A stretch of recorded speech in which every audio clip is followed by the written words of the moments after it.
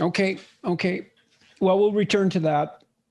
Are we running out of resources? Trend 3. That's this graph.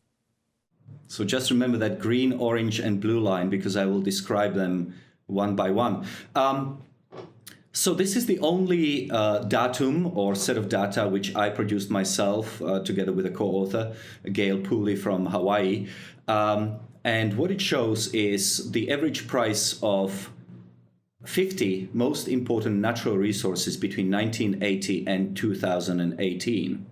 And what we found, as you would expect, is they increased in nominal price. Nominal price is unadjusted for inflation. As everybody know or should know, currency becomes less valuable every year because more of it is printed. So in terms of nominal dollars, the 50 commodities have become more expensive over the last 40 years. Once you adjust the cost of commodities, and I'm talking about oil, gas, chicken, beef, lumber, shrimp, oranges, whatever.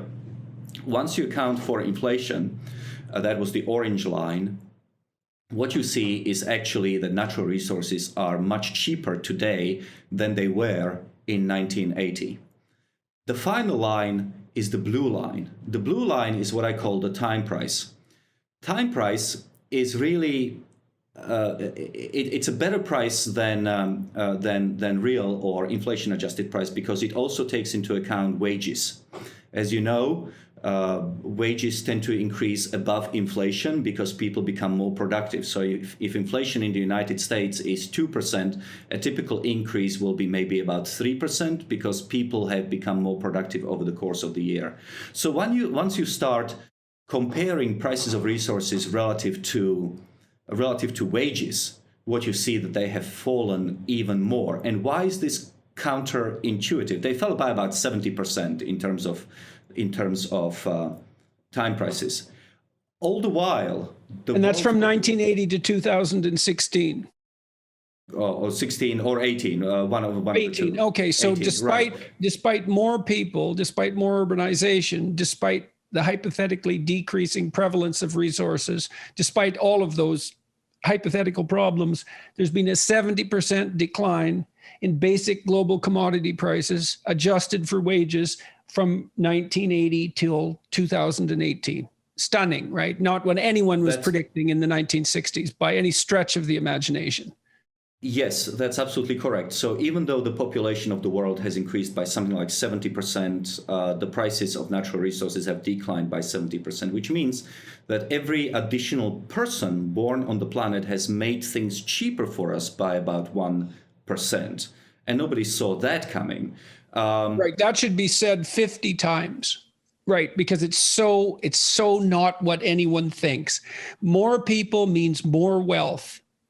That's exactly right. And that's I've also seen that more people means more ecological preservation, and so does more wealth, because richer people care more about the environment. And so you see that perverse occurrence too, that once GDP gets to the point where people aren't scrabbling around trying to stay alive, so maybe $5,000 per capita, all of a sudden environmental concerns start to manifest themselves. And so it looks like we could have more people and make them richer faster, and that would be better for the planet.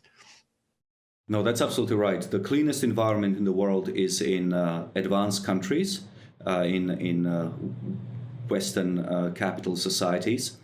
When you see tremendous attack on the environment is in poor countries. When the Venezuelan economy collapsed, they started eating animals in zoo.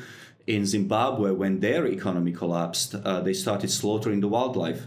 If it's a choice between killing a giraffe or having my baby die, I know what I have to do, right?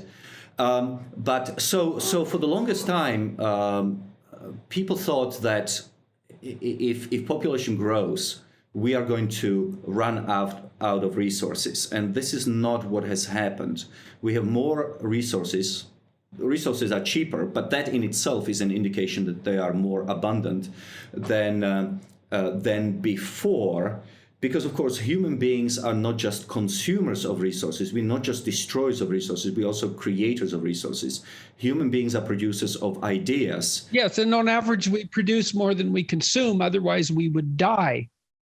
Well, that's exactly right. And that's what people like Thomas Malthus or Paul Ehrlich at Stanford University were worried about. They freaked out two generations of people. Ehrlich's population. And we still haven't recovered from that.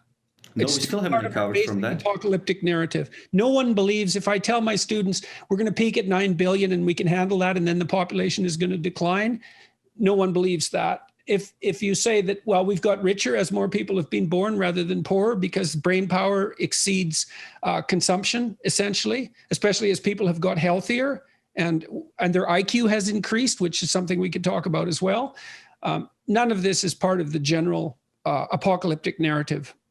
No, not only can we get access to new resources, but also we can replace resources which are becoming scarce. So, for example, humans used to make candles out of spermaceti, which is this weird sort of stuff in the brains of the whales.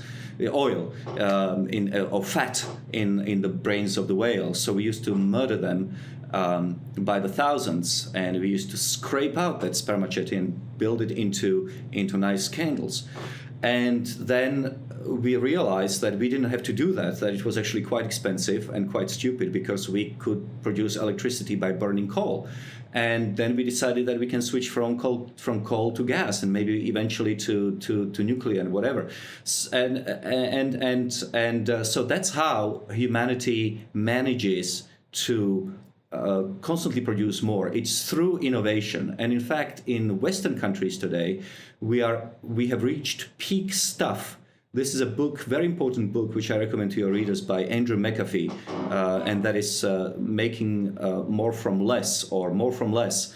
Now, what it means really is that even though the American economy and the British economy continue to grow and produce more GDP per capita in absolute terms, the amount of resources that go into it, be it aluminum or whatever, that has actually peaked off about 10 or 20 years ago, and it's now declining. So we have become so incredibly productive that we can now use much less resources in order to produce more wealth, more GDP.